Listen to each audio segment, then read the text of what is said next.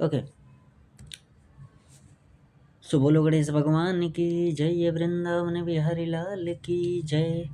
तो देखो, आज हम लोग भगवान की कृपा से स्टार्ट कर रहे हैं अपने गीता का शुभाध्याय, जिनमें हम 3 श्लोक को पढ़ेंगे, समझेंगे और जानेंगे कि जब जीवन में किसी भी परिस्थिति को हम शुरू करते हैं तो कैसी दुविधाएं हमारे सामने होती हैं, कैसी समस्याएं आती हैं। क्योंकि जीवन का हर एक पहलू एक युद्ध होता है। जीवन का हर एक मोमेंट क्या होता है, एक फाइट होती है, एक संघर्ष होता है। और उसको हम कभी न कभी, कहीं न कहीं, किसी न किसी रास्ते से स्टार्ट कर रहे होते हैं, चीज़ों को शुरू कर रहे होते हैं। और ऐसी स्थिति में, ऐसी कंडीशन में हमारे सामने जो चीज़ें आती हैं, हम उसको जानेंगे, हम उसको समझेंगे भगवत गीता के माध्यम से, जिसमें हमें एक विस्तृत युद्ध का वर्णन मिलेगा, जिसको हम महाभारत कहते हैं।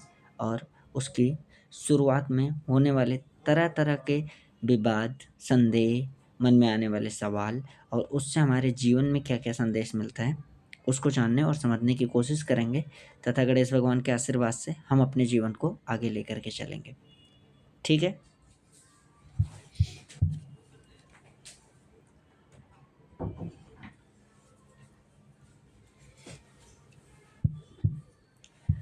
जीवन के इष्ट विधाता भगवान श्री गणेश को याद करते हुए तथा माँ सरस्वती का आवाहन करते हुए हम लोग इस गीता को शुरू करेंगे और जानेंगे, समझेंगे, सोचेंगे। ठीक है।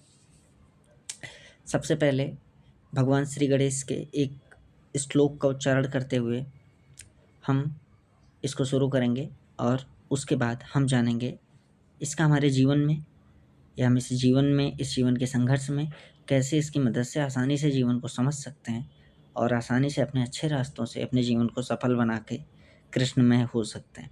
ठीक है। तो सबसे पहले मेरे साथ इस श्लोक का वाचन करो। गजाननं भूतगणादि सेवितं कपित्थजम्बूफलचारुभक्षणम् उमासुतं शोकविनाशकारकं नमामि विघ्नेश्वरपादपङ्कजम्। ध्यानाभ्यासवशीकृतेन मनसा तन्निर्गुणं निष्क्रियं ज्योतिकिञ्चन योगिनो यदि परं पश्यन्तु ते। अस्माकं तु तदेव लोचनचमत्काराय भुवा चिरम् कालिन्दीपुलिनुदरे किमपि यन्नीलं महोधावति यावान्निरज्जनमजं किमपि यन्नीलं महोधावति यावान्निरज्जनमजं पुरुषं जरन्तं सञ्चितयामि निखिले जगति स्फुरन्तम् तावद् बलात् स्फुरति हन्त हृदयन्तरे मे गोपस्य कोऽपि शिशुरज्जनपुञ्जमञ्जु। हे गज के मुख वाले भूतगण आदि द्वारा सेवित हैं, कैथ और जामुन फलों का बड़े सुंदर ढंग से भक्षण करने वाले, शोक का विनाश करने वाले, हे भगवती उमा के पुत्र हैं, उन विघ्नेश्वर गणेश जी के चरणों में मैं प्रणाम करता हूँ। योगी लोग ध्यान द्वारा बसीभूत मन में किसी निर्गुण और निष्क्रिय परम ज्योति को देखते हैं तो देखते रहें, पर हमारे लिए तो यमुना के तट पर जो नील तेज दौड़ रहा है वही नेत्रों में चिरकाल तक चकाचौंध पैदा करता रहे। अहो, जब मैं संपूर्ण जगत में स्फुरित होने वाले निरंजन, अजरमा और पुरातन पुरुष का चिंतन करता हूँ, तब मेरे हृदय में अंजन समूह के समान काले वर्ण वाला कोई गोप शिशु बलात् स्फुरित होने लगता है। जैसे इसमें कहा गया है, गोपस्य कोऽपि शिशुरज्ज नपुंज मंजु मंजु, अर्थात मेरे हृदय में अंजन समूह के समान काले वर्ण वाला कोई गोप शिशु बिना वजह के ही स्फुरित होने लगता है। और भगवान श्री गणेश की स्तुति करके हमने श्री कृष्ण के उस बाल रूप को आवाहन किया है, मन में धारण किया है, जो कि श्यामल वर्ण का है और एक शिशु का ग्वाले का रूप है। और अब हम परमात्मा के इस महामंत्र को याद करते हुए गीता के अध्याय को शुरू करते हैं। ओम पूर्णमदः पूर्णमिदं पूर्णात् पूर्णमुदच्यते पूर्णस्य पूर्णमादाय पूर्णमेवावशिष्यते। अर्थात जो पूर्ण है इतना पूर्ण है कि उस पूर्ण में से अगर पूर्ण निकाल लिया जाए तब भी पूर्ण बचता है। और ऐसे संपूर्ण निराकार भगवान प्रभु परमात्मा के चरणों में मैं वंदन करता हूँ, मैं प्रणाम करता हूँ।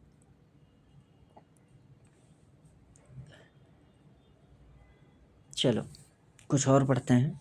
इसको शुरू करने से पहले हम आवाहन करते हैं भगवान वेद व्यास का, हम आवाहन करते हैं अपने शास्त्रों का, हम आवाहन करते हैं माता लक्ष्मी का, हम आवाहन करते हैं श्री कृष्ण का, जिससे कि हमारा साथ दें और हमें इसे संपूर्ण करने में जो हमारा प्रण है कि हम गीता को संपूर्ण करेंगे तथा लोगों तक इसे पहुंचाएंगे, उसे पूर्ण करने में हमारी मदद करें।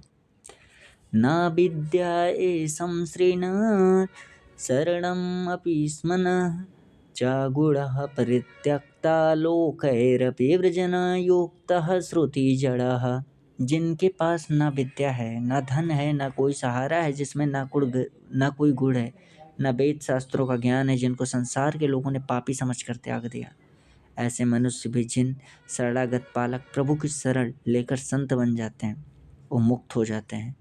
उन विश्वविख्यात गुणों वाले अमलात्मा यदुनाथ भगवान श्री कृष्ण को मैं प्रणाम करता हूँ तथा उनका आवाहन करता हूँ। शरणयायां ते अपि प्रसूत गुणमाश्रित्य सुजन विमुक्तास्तं वन्दे यदुपतिमहं कृष्ण ममलम्। जिन करुणा सिंध भगवान की करुणा के लेस मात्र से बालक ध्रुव ने अपने इष्ट वस्तु को प्राप्त करके श्रेष्ठ पुरुषों के लोक को प्राप्त किया, दरिद्र सुदामा ने लक्ष्मी को प्राप्त किया, अजामिल आदि पापियों ने मुक्ति को प्राप्त किया और गोवर्धन पर्वत भी पूजित बन गया, उन शरणागत भक्तों को अभीष्ट वस्तु देने वाले शरणे भगवान माधव का मैं नित्य हर पल हर क्षण भजन स्मरण करता हूँ। तो इस तरीके से जो वासुदेव के पुत्र हैं, जो दिव्य रूपधारी हैं, जो कंस के बधिक हैं, जो चारूण का नाश करने वाले हैं, जो मुरारी हैं, जो मुरासुर का वध करने वाले हैं, जो देवों के देव हैं, जो देवकी के नंदन हैं, जो देवकी के लाल हैं, जो गोलोकवासियों को अत्यंत प्रिय हैं, मैं उन जगत गुरु भगवान श्री कृष्ण की वंदना करता हूँ तथा उनके चरणों में प्रणाम करता हूँ। भगवान श्री कृष्ण और मनुष्यों में श्रेष्ठ अर्जुन को, सरस्वती को, वेद व्यास को, भगवान शिव को, पार्वती को, सरस्वती को, सबको इस कथन को शुरू करने से पहले मैं सबका आवाहन करता हूँ और सबको प्रणाम करता हूँ। यस्य श्रीकरुणावस्य करुणालोसेन बालो ध्रुवा स्वस्थं प्राप्य समार्प्यां ध्यां समगात् को अपि यन्ति विच्छ्रियं याता मुक्तिमजामिला दीपतिता शैलोऽपि पूज्यो भवत् तं श्रीमाधवमाश्रितोऽष्टदमहं नित्यं शरणं भजे वसुदेवसुतं देवं कंसचाणूरमर्दनं देवकी परमानन्दं कृष्णं वन्दे जगद्गुरुं नारायणं नमस्कृत्य नरः चैव नरोत्तमं देवी सरस्वतीं व्यासं ततो जयमुदीरयेत्। हे श्री कृष्ण, हे प्रभु, मुझे शक्ति प्रदान करें।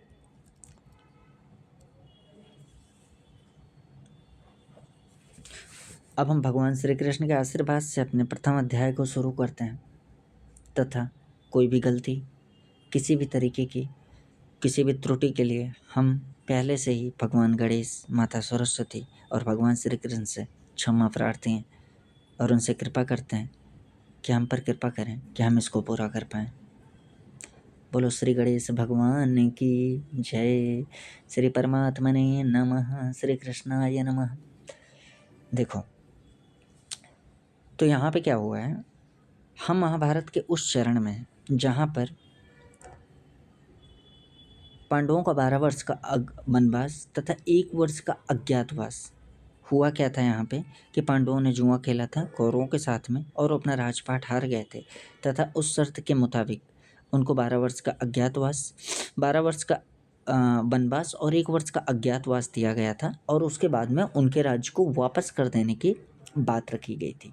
और यहाँ पे कंडीशन क्या बनी है, यहाँ पे कंडीशन ये बनी है कि जब पुण्यात्मा पांडवों ने अपना वनवास और अज्ञातवास पूर्ण करके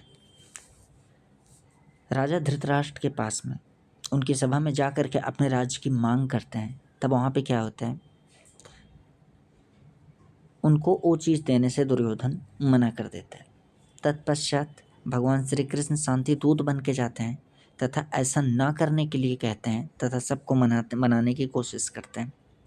तब उनके साथ भी अधर्मता तथा पापी दुर्योधन द्वारा कुछ कुकृत्य किए जाते हैं तथा जगत परमात्मा, जगत गुरु, परम पिता, परम ब्रह्म भगवान श्री कृष्ण को बंदी बनाने का प्रयास किया जाता है।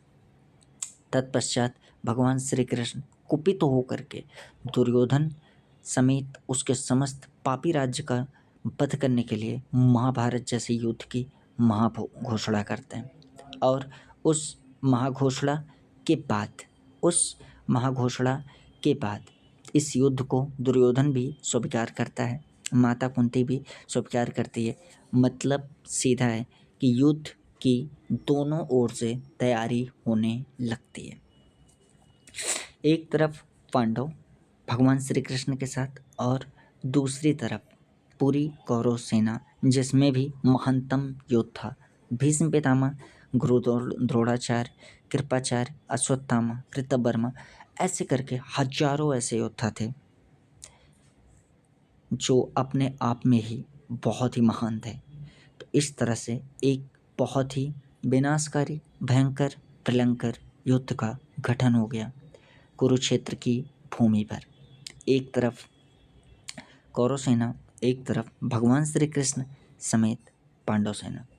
ठीक है, अब हम आते हैं और अपने इस पवित्र पावन ग्रंथ में ये देखने और समझने की कोशिश करते हैं कि जैसे इस युद्ध की तैयारी होती है, जैसे ये युद्ध शुरू होता है, उसी तरीके से हमारे जीवन का भी युद्ध होता है। हम इसको पढ़ेंगे, इसको समझेंगे, भगवान का आशीर्वाद समझ के इसे ग्रहण करेंगे और अपने जीवन की इस संघर्ष भरी लड़ाई में अपने जीवन में उतारने का प्रयास करेंगे। देखो क्या कहते हैं, महर्षि वेद व्यास जी का धृतराष्ट्र बहुत स्नेह था। उस स्नेह के कारण उन्होंने धृतराष्ट्र के पास आकर कहा कि युद्ध होना और उसमें क्षत्रिय का महान संहार होना अवश्य संभावी है, इसे कोई नहीं टाल सकता। यदि तुम युद्ध देखना चाहते हो तो मैं तुम्हें दिव्य दृष्टि दे सकता हूँ, जिससे तुम यहीं बैठे बैठे युद्ध को अच्छी तरह से देख सकते हो। इस पर धृतराष्ट्र ने क्या कहा, ध्यान से सुनो। इस पर धृतराष्ट्र ने कहा, मैं जन्म भर अंधा रहा, अब अपने कुल के संहार को मैं देखना नहीं चाहता, परंतु युद्ध कैसे हो रहा है यह समाचार जरूर सुनना चाहता हूँ। तब व्यास जी ने कहा, मैं संजय को दिव्य दृष्टि देता हूँ, जिससे वह संपूर्ण युद्ध को, संपूर्ण घटनाओं को, सैनिकों के मन में आई हुई बातों को भी जान लेगा, सुन लेगा, देख लेगा और सब बातें तुम्हें सुना भी देगा। ऐसा कहकर व्यास जी ने संजय जी को दिव्य दृष्टि प्रदान किया। निश्चित समय के अनुसार कुरुक्षेत्र में युद्ध आरंभ हुआ। 10 दिन तक संजय युद्ध स्थल में ही रहे। तब पितामह भीष्म के द्वारा रथ से गिरा दिए गए। तब संजय ने हस्तिनापुर में, जहाँ धृतराष्ट्र विद्यमान थे, आकर धृतराष्ट्र को यह समाचार सुनाया। इस समाचार को सुन धृतराष्ट्र को बड़ा दुख हुआ, वे विलाप करने लगे। फिर उन्होंने संजय से युद्ध का सारा वृत्तांत सुनाने के लिए कहा। भीष्म पर्व के 24वें अध्याय तक संजय ने युद्ध संबंधी बातें धृतराष्ट्र को सुनाई। 25वें अध्याय के आरंभ में धृतराष्ट्र संजय पूछते हैं, क्या पूछते हैं। अब यहाँ पे ये जानने से पहले कि संजय से धृतराष्ट्र क्या पूछते हैं, जीवन का एक मूल संदेश सोचो। जब किसी चीज़ को प्राप्त करने का मौका मिले तो हमें उसे नहीं छोड़ना चाहिए। भगवान वेद व्यास ने क्या किया, भगवान वेद व्यास ने धृतराष्ट्र को दिव्य दृष्टि देने के लिए बोला और धृतराष्ट्र ने स्वीकार नहीं किया। इससे धृतराष्ट्र के जीवन में क्या नुकसान उठाना पड़ा। धृतराष्ट्र अगर दिव्य दृष्टि पाता तो वो भगवान श्री कृष्ण के परम स्वरूप के दर्शन कर पाता, और ऐसा कहा जाता है कि उस परम दिव्य अनंत स्वरूप का जो भी दर्शन करता है उसका जीवन सफल हो जाता है, धन्य हो जाता है, मृत्यु के पास से बाहर निकल आता है, छूट जाता है। तो इसीलिए कहते हैं पुण्य काम करो, नहीं तो पापी आत्माओं को पुण्य की भी चीज़ें आसानी से प्राप्त नहीं होती हैं। तो चलो हम आगे बढ़ते हैं और देखते हैं कि धृतराष्ट्र ने संजय से क्या पूछा। धर्म क्षेत्रे कुरुक्षेत्रे समवेता योत्सुआ मामका पांडवश्यव किम कुर्वत संजय। समझे? धृतराष्ट्र बोले,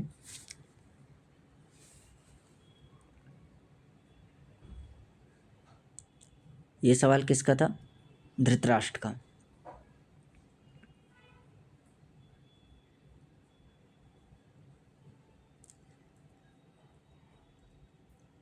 अब आओ हम इसकी व्याख्या को अच्छे से समझते हैं, जानते हैं और फिर देखते हैं क्या होता है। धर्म क्षेत्र कुरुक्षेत्र, कुरुक्षेत्र में देवताओं ने यज्ञ किया, राजा कुरु ने यहाँ तपस्या की। यद्यपि धर्म में कार्य होने से राजा कुरु की तपस्या भूमि होने से इसे धर्म भूमि कुरुक्षेत्र कहा गया। यह धर्म क्षेत्र और कुरुक्षेत्र पदों में क्षेत्र शब्द दोनों में धृतराष्ट्र का अभिप्राय है कि यह अपनी कुरुवंशियों की भूमि है। यह केवल लड़ाई की भूमि ही नहीं, प्रत्युत तीर्थ भूमि भी है, जिनमें प्राणी जीते जी पवित्र कर्म करके अपना कल्याण कर सकते हैं। इस तरह लौकिक और परलौकिक सब तरह का लाभ हो जाए, ऐसे विचार करने एवं श्रेष्ठ पुरुषों की सम्मति लेकर ही युद्ध के लिए यह भूमि चुनी गई है। संसार में प्रायः 3 बातों को लेकर लड़ाई होती है, भूमि, धन और स्त्री। तो यहाँ पे हम थोड़ा विराम देते हैं और एक बहुत ही बेहतरीन, बहुत ही अच्छी और बहुत ही चीज़ों को निष्कर्ष निकाल करके लेकर के आते हैं। यहाँ तक की जो चीज़ें कही गई हैं, इन चीज़ों का हमारे जीवन में क्या महत्व है, क्या मोल है। ठीक है, तो देखो ध्यान से और इसको समझने की कोशिश करो। यहाँ पे एक बहुत ही महानतम शब्द का इस्तेमाल किया गया है कि संसार में जब भी लड़ाई होती है उसकी वजह सिर्फ 3 ही चीज़ होती है, भूमि, धन और स्त्री। तो इसे महाभारत के ग्रंथ के कुछ शब्द ही ना समझ करके इसे अपने जीवन में अगर हम ले करके आते हैं और हम ध्यान से समझने की कोशिश करते हैं तो लड़ाई किस चीज़ की है, भूमि को लेकर के, स्त्री को लेकर के, धन को लेकर के। ये बात द्वापर युग के अंतिम समय में, द्वापर युग के अंत में ये बात कही गई थी। ये बात केवल द्वापर युग की नहीं है। आज तुम ध्यान से देखो, एक देश दूसरे देश से लड़ रहा है, वजह भूमि। पड़ोसी पड़ोसी से लड़ रहा है, वजह भूमि। गोलियां चल रही हैं, एक दूसरे को मार के खा जा रहे हैं, जान के दुश्मन बने हैं आज के समय में, वजह भूमि, धन, स्त्री। भूमि, धन, स्त्री। तो अगर तुम लड़ाई से बचना चाहते हो तो इन तीनों का सामंजस्य अपने जीवन में इतने अच्छे तरीके से रखो, अपनी स्त्री, अपने धन, अपनी भूमि, इन तीनों का सामंजस्य अपने जीवन में ऐसे तरीके से रखो कि कोई तीसरा इसमें इन्वॉल्व ना हो सके, कोई भी तीसरा बंदा इसमें ना आ सके। तो फिलहाल बस इतना ही कहना था इस चीज़ के बारे में। और कभी भी लड़ाई होती है तो इन 3 चीज़ को असंभावी अपने जीवन में संभाल के रखो। अगर इन तीनों चीज़ों में अच्छा सामंजस्य तुमने अपने जीवन में बना के रखा है तो विश्वास मानो 95% लड़ाई होने के चांसेस आपके जीवन में नहीं है। अब आओ आगे चलते हैं। इन तीनों में भी राजाओं का आपस में लड़ना मुख्यतः जमीन को लेकर होता है। यहाँ कुरुक्षेत्र पद देने का तात्पर्य भी जमीन लेकर लड़ने में है। ओके, कुरुवंश में धृतराष्ट्र और पांडु के पुत्र सब एक हो जाते हैं। सब क्या होते हैं? एक हो जाते हैं।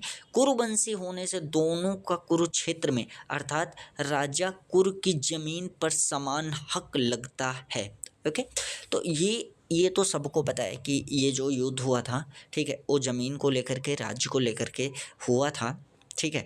और अब यहाँ पे कुरुक्षेत्र की ज़मीन को क्यों चुना गया, क्योंकि कुरुक्षेत्र की ज़मीन को हम आगे जानेंगे धीरे धीरे, उस ज़मीन को कुछ वरदान भी थे। ठीक है, कि ऐसा कहा जाता था कि उस ज़मीन में जिसके भी प्राण त्यागेंगे वो सीधा स्वर्ग का अधिकारी हो जाएगा। और प्लस उस ज़मीन की क्वालिटी एक और थी कि वो राजा कुरु की ज़मीन थी और ये सब कुरु के ही वंशज थे, इसलिए उन ज़मीन पर कौरवों का और पांडवों का भी बराबर अधिकार था और दोनों ज़मीन के लिए ही लड़ाई करने आए थे। तो ये पूरा महाभारत ज़मीन और स्त्री का अपमान, ठीक है। तो एक तरह से देखा जाए तो ज़मीन, धन और स्त्री, इस पूरे महाभारत में तीनों चीज़ें इन्वॉल्व थी और लड़ाई की तीन ही वजह होती हैं। अब देखो क्या लिखा हुआ है, यद्यपि अपनी भूमि होने के कारण दोनों के लिए कुरुक्षेत्र पर देना युक्ति संगत, न्याय संगत, तथापि हमारी सनातन वैदिक संस्कृति ऐसी विलक्षण है कि कोई भी कार्य करना होता है तो वह धर्म के सामने रखकर ही होता है। युद्ध जैसा कार्य भी धर्म भूमि, तीर्थ भूमि ही करते हैं। जिस युद्ध में मरने वालों का उद्धार हो जाए, कल्याण हो जाए। यहाँ कुरुक्षेत्र के साथ धर्म क्षेत्र पद आया हुआ है। अब ध्यान से देखो इस चीज़ को कहने का मतलब क्या है। इसमें सीधे कहने का साधारण सा एक ही मतलब है कि अगर हम युद्ध के भी क्षेत्र में हैं, हम मतलब कि हम जीवन के एक ऐसी स्थिति में हैं, हम जीवन के एक ऐसे पड़ाव पे हैं जहाँ पे कुरुक्षेत्र जैसी भूमिका बन गई है, जहाँ पे युद्ध जैसा समस्या के खड़ी हो गई है हमारे सामने कि अब युद्ध के अलावा अन्यत्र कोई विकल्प, कोई भी रास्ता नहीं है। तब भी हमारी संस्कृति, जिस संस्कृति में हम थे उसके हिसाब से न्याय संगत, धर्म संगत, धर्म को सामने रख करके अच्छे तरीके से हम क्या करेंगे, युद्ध को करेंगे जिससे युद्ध में मरने वाले का भी उद्धार हो। और इसीलिए क्योंकि इसमें धर्म संगत युद्ध, युद्ध एक तरफ पक्षपाती, एक तरफ पुण्यात्मा, उसके बाद भी इस युद्ध की जो नींव रखी गई, ये युद्ध युक्ति संगत, न्याय संगत और धर्म संगत होगा। इसीलिए कुरुक्षेत्र में हो रहे इस युद्ध को धर्म क्षेत्र, या कुरुक्षेत्र को धर्म क्षेत्र तथा इस युद्ध को एक धर्म युद्ध कहा गया, क्योंकि इस युद्ध में पाप का अंत करना था और धर्म की स्थापना करनी थी। इसलिए ये युद्ध धर्म युद्ध बन करके सामने आया। इससे हमारे इस जीवन में क्या तात्पर्य मिलता है, क्या चीज़ें मिलती हैं कि हमें युद्ध नहीं करना चाहिए। और अगर हम किसी युद्ध में शामिल होते हैं तो हमें इस चीज़ का बहुत ही अच्छे तरीके से दिमाग, ध्यान हर जगह बैठा के रख लेना चाहिए किसी भी स्थिति में, कि हमेशा लड़ाई वही करनी चाहिए जिससे समाज का, जिससे इस देश का, जिससे 4 लोगों का कल्याण हो, जिससे 4 लोगों का उद्धार हो। यहाँ आरंभ में धर्म पद से एक और बात भी मालूम होती है। अगर आरंभ के धर्म पदों में से धर लिया जाए और 18वें अध्याय के अंतिम श्लोक के मम पदों में से मा लिया जाए तो धर्म शब्द बन जाता है। यानी कि आरंभ किससे हो रहा है, धर्म से। आरंभ किससे हो रहा है, धर्म से। ये ग्रंथ की सुंदरता देखो, आरंभ किससे हो रहा है, धर्म से। अगर धर्म को लिया जाए, धर को पहले लिया जाए और अंतिम श्लोक के मम होते हैं उसमें से म लिया जाए तो फिर से धर्म बन जाता है। यानी कि ये युद्ध धर्म की स्थापना के लिए शुरू हुआ और धर्म की स्थापना पे जा कर के समाप्त हुआ। तो समझ में आ रहा है इस युद्ध को शुरू होने की एक वजह क्या थी, क्यों इस युद्ध को शुरू किया गया, क्यों ये युद्ध ज़रूरी था, तमाम बहुत सारी चीज़ें। ओके। अतः संपूर्ण गीता धर्म के अंतर्गत है। संपूर्ण गीता किसके अंतर्गत है, धर्म के अंतर्गत है। अर्थात धर्म का पालन करने से गीता के सिद्धांतों का पालन हो जाता है। और गीता के सिद्धांतों के अनुसार कर्तव्य कर्म करने से धर्म का अनुष्ठान हो जाता है। तो यहाँ पे एक चीज़ कितना सुंदर तरीके से बोला गया, संपूर्ण गीता धर्म के अंतर्गत है। अर्थात धर्म का पालन करने से गीता के सिद्धांत का पालन हो जाएगा। यानी कि अगर तुम्हें ये पता हो, ध्यान देना इस बात पे, अगर तुम्हें ये पता हो कि धर्म का पालन कैसे करना है तो गीता के सिद्धांत का पालन हो जाएगा। और अगर तुम्हें ये नहीं पता कि धर्म का पालन कैसे करना है तो गीता के सिद्धांतों का पालन कर लो, धर्म का पालन स्वतः हो जाएगा। यानी कि ये गीता ही धर्म है और गीता के सिद्धांत ही अगर धर्म है तो गीता को जीवन में उतारना ही सबसे महान, सबसे पुण्य काम है।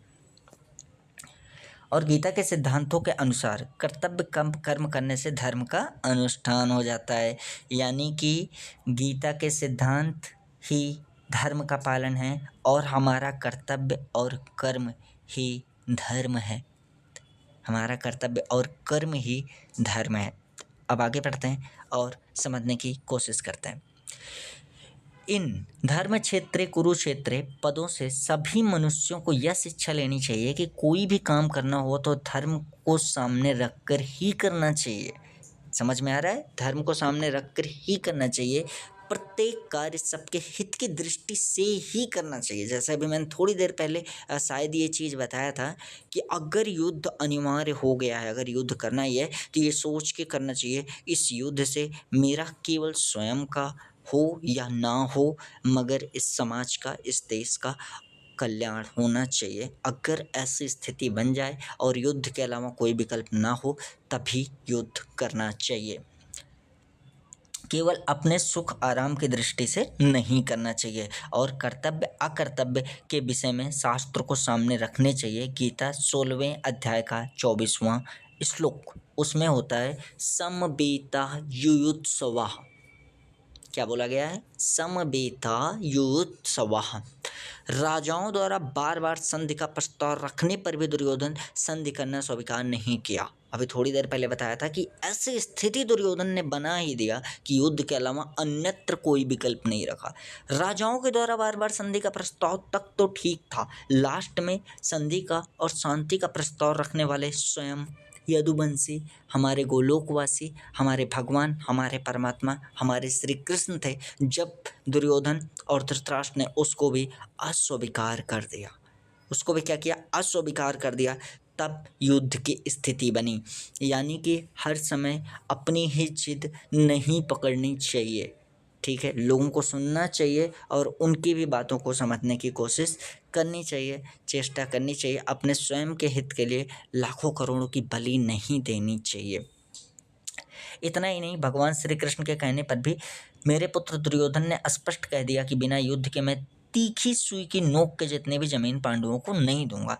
तब मजबूर होकर पांडवों ने भी युद्ध करना स्वीकार किया और इस प्रकार मेरे पुत्र और पांडुपुत्र दोनों ही सेनाओं के सहित युद्ध की इच्छा से इकट्ठे हुए। दोनों सेनाओं में युद्ध की इच्छा रहने पर भी दुर्योधन में युद्ध की इच्छा विशेष रूप से थी। उसका मुख्य उद्देश्य राज्य प्राप्ति का ही था। वह राज्य प्राप्ति धर्म से हो चाहे धर्म से हो, न्याय से हो चाहे अन्याय से हो, विहित रीति से हो चाहे निषिद्ध रीति से हो, किसी भी तरह से हमें राज्य मिलना चाहिए, उसका ऐसा भाव था। इनके कहने का मतलब ये कि जब एक पापी पुरुष धर्म को ताक पे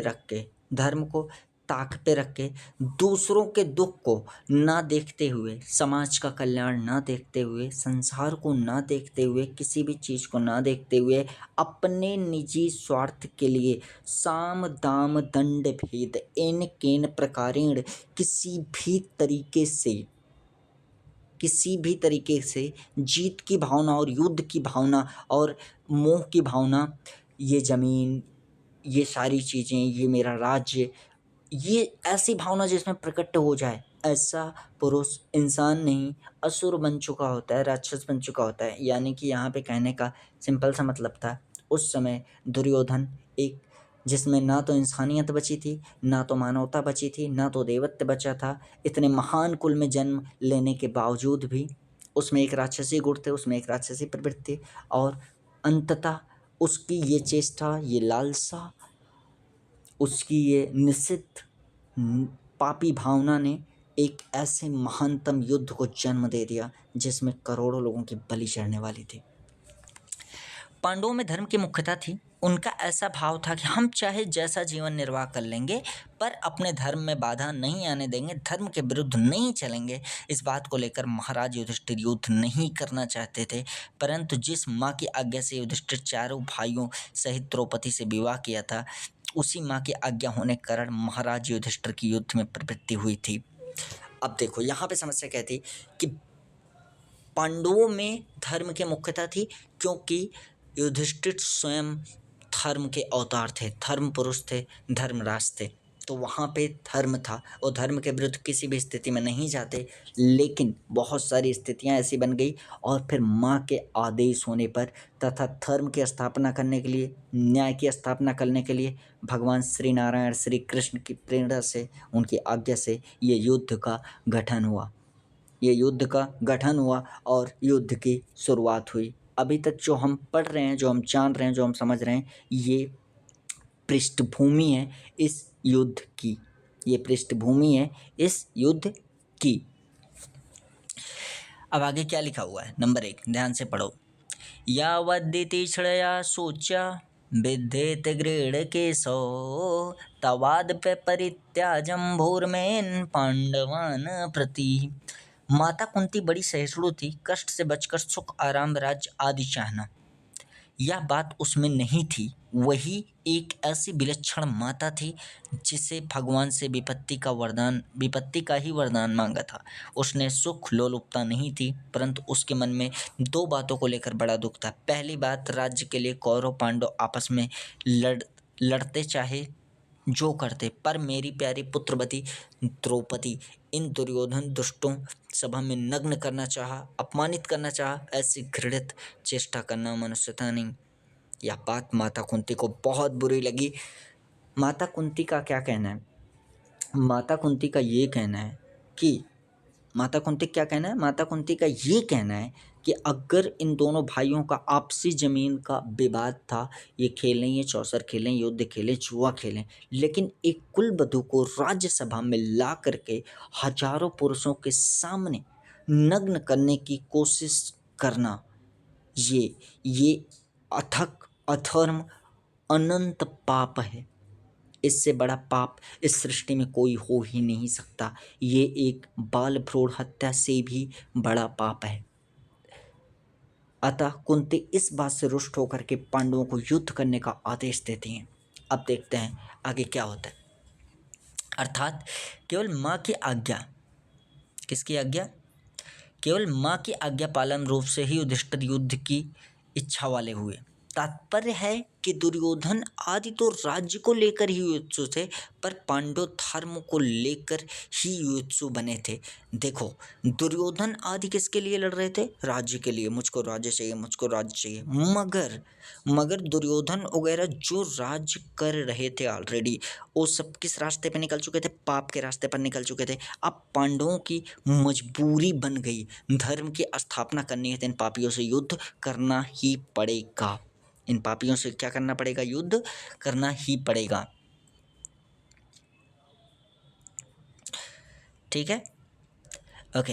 तो पांडव भी मजबूर थे, ऐसा नहीं था। अगर धर्म की स्थापना करनी है तो युद्ध करना पड़ेगा, अगर धर्म की स्थापना करनी है युद्ध करना पड़ेगा। अपनी आंखों के सामने तुम पाप होते हुए कैसे देख सकते हो? है ना, अपनी आंखों के सामने पाप होते हुए तुम कैसे देख सकते हो? अब अगला क्या बना? मामका पांडवाश्चैव। मामका पांडवाश्चैव, इसका मतलब ध्यान से समझो, पांडव धृतराष्ट्र को अपने पिता के बड़े भाई होने से पिता के समान समझते थे और उनकी आज्ञा का पालन करते थे।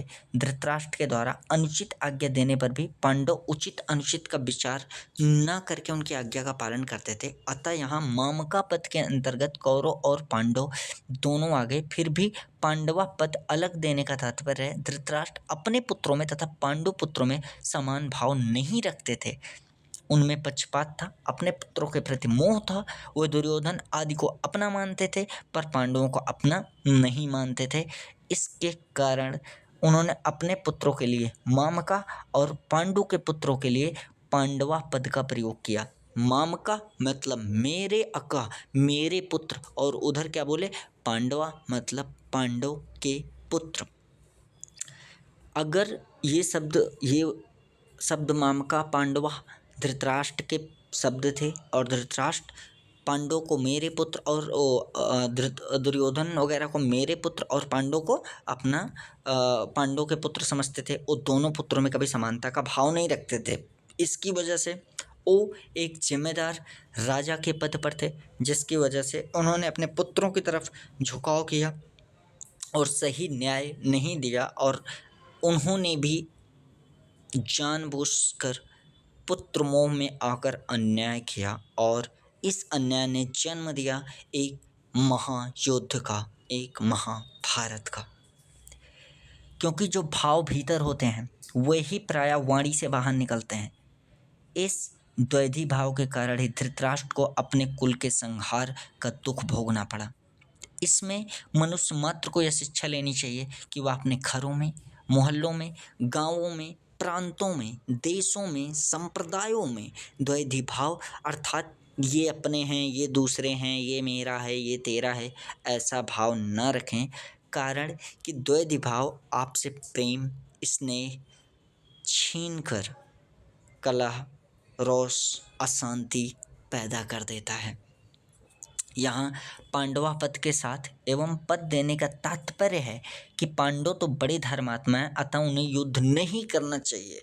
अब देखो, एक पापी आदमी किस हद तक पापी होता है, ध्यान से समझने की कोशिश करो। इस इंसान को, इस मनुष्य को ये पता है उसने गलत किया, इस मनुष्य को ये पता है उसके पुत्र अधर्मी हैं, पापी हैं, जो कर रहे हैं सर्वथा गलत है। उसके बावजूद ये इंसान क्या कह रहा है कि वो लोग तो धर्म के पथ पे हैं, उन्हें युद्ध नहीं करना चाहिए। मतलब कि अगर कोई धर्मात्मा है, अगर कोई सीधा है, अगर कोई शांत है, अगर कोई पुण्यात्मा है, तो उसके ऊपर तुम जितना चाहो उतना अत्याचार कर सकते हो, मगर हर चीज़ की एक सीमा होती है। ये बात समझ में किसको आई? ये बात समझ में आई भगवान श्री कृष्ण को कि अब सीमा पार हो रही है और किसी को भी उतना ही झुकना चाहिए जितने से कि समाज का ही पतन ना होना शुरू हो जाए। और जब समाज का पतन होना शुरू हुआ तब कौन आया? तब आए भगवान श्री कृष्ण, और वहाँ से युद्ध की हुई शुरुआत। अब देखो, इसके पहले मामका और पांडवा, इनमें से पहले मामका पद का उत्तर संजय आगे के श्लोक में 13वें श्लोक तक देते हैं कि आपने पुत्र दुर्योधन को पांडवों की सेना में रखकर द्रोणाचार्य के मन में पांडवों के प्रति द्वेष पैदा करने के लिए उसके पास जाकर पांडवों के मुख्य सेनापतियों के नाम लिए। उसके बाद दुर्योधन ने अपनी सेना के मुख्य योद्धाओं के नाम लेकर उन्हें रण कौशल आदि की प्रशंसा की। दुर्योधन को प्रसन्न करने के लिए भीष्म जी ने जोर से शंख बजाया। उसको सुनकर कौरव सेना में शंख आदि के बाजे बज उठे। यानी कि दुर्योधन को प्रसन्न करने के लिए किसने शंख बजाया? भीष्म ने। यानी कि पापियों की तरफ रहने वाले धीरे धीरे सब पापी हो जाते हैं। भीष्म जो कि एक महान चरित्र है, जैसे एक ब्रह्मचारी, जिसे एक पितृभक्त, जिसे एक पुण्यात्मा बोला जाता है, लेकिन होता नहीं है। सुने होगे ना, काजल की कोठरी में कैसो हो सयान हो जाए, एक लीक काजल की लागी है तो लागी है ना। मतलब सिंपल है कि एक काली काजल की कोठरी में कितना भी समझदार बन के जाओ, जब चारों तरफ काजल ही काजल बिखरा है तो कहीं ना कहीं तुम्हें काजल छू लेगा, स्पर्श कर लेगा, काला कर देगा।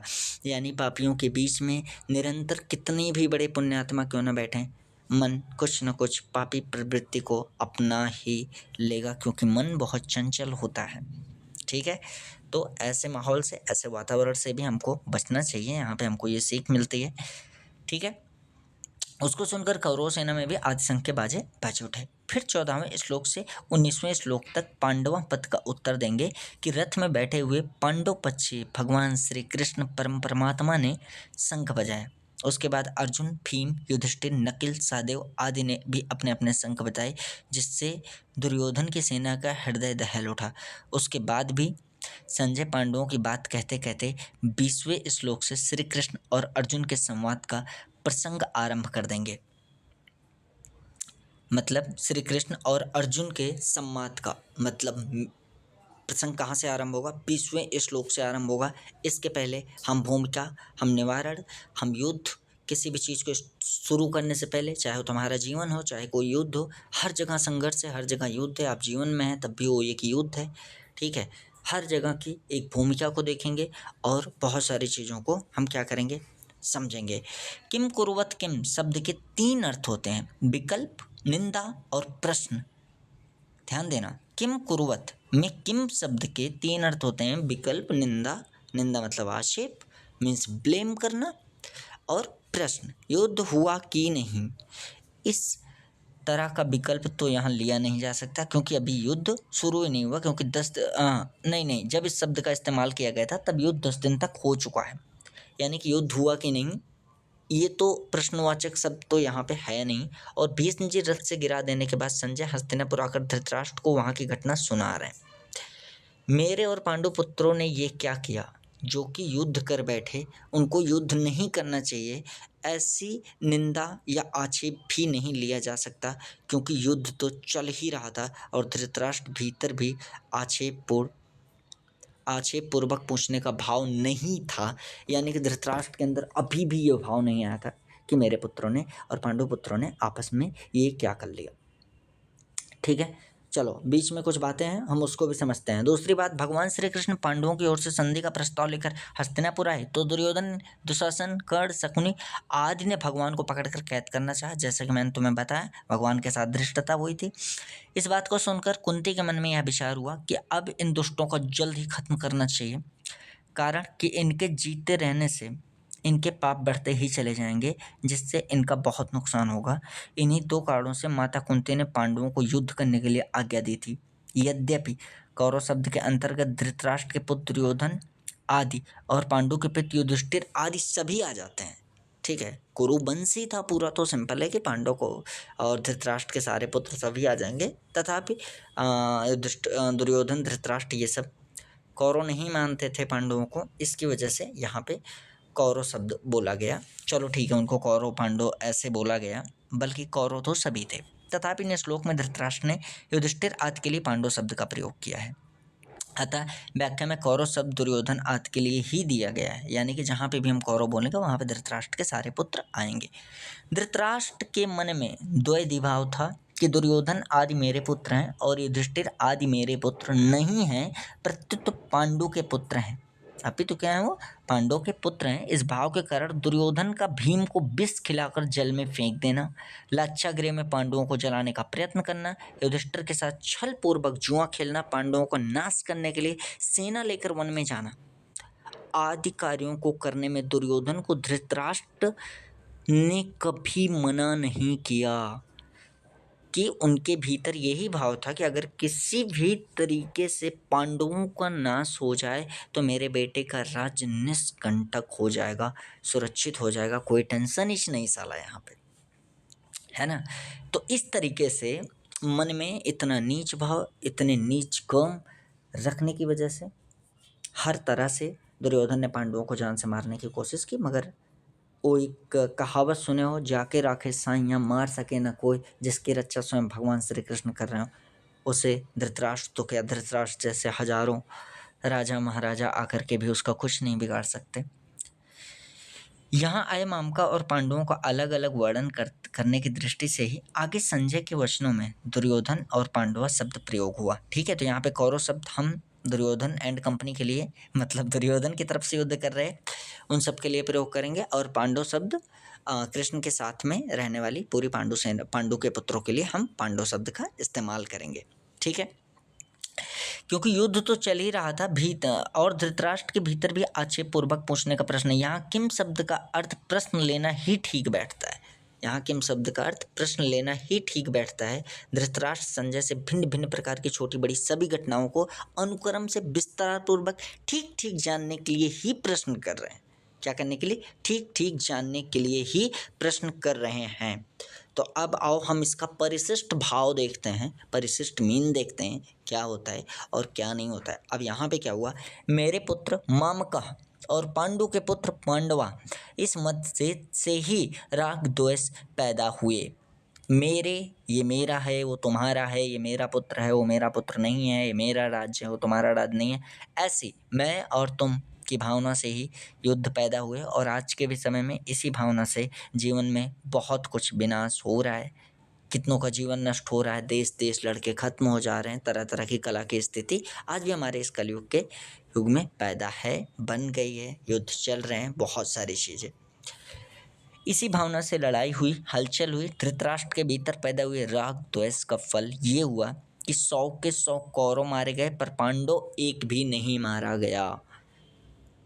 जैसे दही बिलोते हैं तो उसमें हलचल पैदा होती है, जैसे मक्खन निकलता है, ऐसे ही मामका और पांडवा के भीत से पैदा हुई हलचल से अर्जुन के मन में कल्याण की अभिलाषा जागृत हुई, जिससे जगत गीता रूपी मक्खन निकला।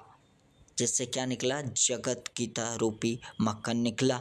मतलब एक ऐसा अनुपम, एक ऐसा दिव्य, एक ऐसा महानतम ज्ञान भगवान श्री कृष्ण के मुंह से निकला, जो अनुपम है, जो अद्वितीय है, जो इस गीता रूपी रस का एक बार पान कर ले तो उसके समस्त पाप मिट जाते हैं, जीवन धन्य हो जाता है। जिंदगी जीने की एक नई शिक्षा, एक नया ज्ञान, एक नया अध्याय, एक नया मार्ग, एक नई जिंदगी ही मिल जाती है। तात्पर्य ये हुआ कि धृतराष्ट्र के मन में होने वाली हलचल से लड़ाई पैदा हुई और अर्जुन के मन में होने वाले हलचल से गीता प्रकट हुई।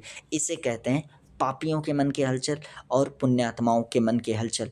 धृतराष्ट्र जो कि एक अहम पुत्र मोह में आकर के पाप करने वाला पापी बन गया था, उसके मन में जब हलचल पैदा हुई तो युद्ध हुआ। और अर्जुन जो कि एक पुण्यात्मा, जो कि नर के अवतार, उनके मन में जब हलचल पैदा हुई तब गीता पैदा हुई। ये प्रथम श्लोक था हमारा, जिसके बारे में हमने समझा, हमने भूमिका देखी। और ये श्लोक कौन सा था? धर्म क्षेत्रे कुरुक्षेत्रे समवेतायुत्सवः मामकाः पांडवश्चोखिम कुरुवत संजय।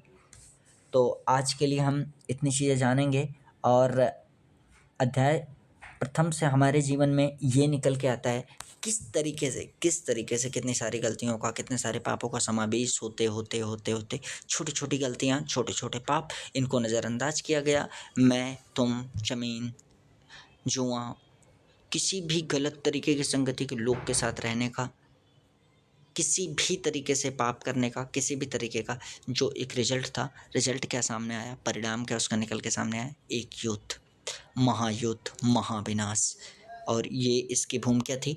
ओके, कल हम लोग लेकर के आएंगे अध्याय 2 का विस्तृत वर्णन। ध्यान देना, हम लोग पढ़ रहे हैं गीता श्रीमद् भगवत, मतलब श्रीमद् भगवत गीता, गीता प्रेस गोरखपुर पढ़ रहे हैं, जिसे असली गीता कहा जाता है, एज इट इज़ गीता कहा जाता है।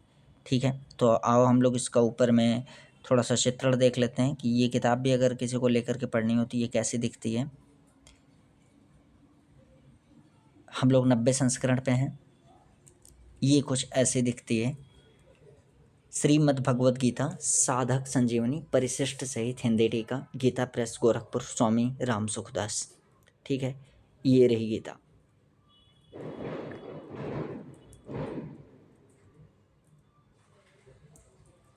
ठीक है, ये हमारी पवित्र पावनी गीता है, जिसको हम अपने जीवन में धीरे धीरे करके उतारेंगे। नारायण के मुंह से निकले हुए वो सुंदरतम शब्द, वो जीवन, वो सुंदरता, और हम धीरे धीरे इसको जानेंगे। और अभी हम लोग मन, सिद्धि, योग, कर्मयोग, निष्काम, पाप, पुण्य, आत्मा, परमात्मा, मन, इंद्रिय, लोक, परलोक, सतलोक, ब्रह्मा, विष्णु, महेश, देव, परम देव, परम ब्रह्म, जीवन, मृत्यु, संसार, आत्मा, हर एक चीज़ को जानेंगे, हर एक संसार को जानेंगे, हमारे अपने जीवन को जानेंगे और जीना कैसे है इसको जानेंगे। और इस प्रथम अध्याय के प्रथम श्लोक के विस्तृत वर्णन के साथ आज इस परम पावनी पवित्र गीता को हम यहीं पे रोकते हैं, विराम देते हैं। और कल भगवान श्री कृष्ण की कृपा से यदि ये जीवन शेष रहा, यदि भगवान का आशीर्वाद रहा, यदि उनकी कृपा रही, तो हम प्रथम अध्याय के दूसरे श्लोक को समझेंगे, जानेंगे और जीवन में उतारने की कोशिश करेंगे। ओम गणेशाय नमः। जय जय श्री कृष्ण।